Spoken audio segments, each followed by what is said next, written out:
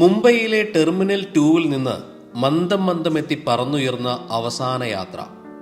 കാഴ്ചക്കാർ നോക്കി നിൽക്കെ ചരിഞ്ഞു പറന്ന് ദൂരെ മേഘങ്ങൾക്കിടയിലേക്ക് അപ്രത്യക്ഷമായി. 1971 മുതൽ ഇന്ത്യയുടെ അഭിമാനമായിരുന്ന ബോയിംഗ് 747 വിമാനത്തിന്റെ അവസാന പറക്കലായിരുന്നു 2024 ഏപ്രിൽ 23-ന്.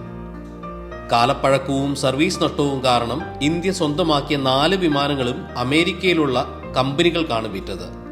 ഇതിൽ 2 വിമാനങ്ങൾ പൊളിച്ചുമാറ്റുമ്പോൾ 2 എണ്ണം കാർഗോ സേവനത്തിനായി മാറ്റും. ഇന്ത്യയുടെ വ്യോമയാത്രകൾ ലോകത്തിനു മുന്നിൽ എല്ലാം കൊണ്ടും അടയാളപ്പെടുത്തിയ എണ്ണം പറഞ്ഞ വലിയ ജംബോ ജെറ്റ്.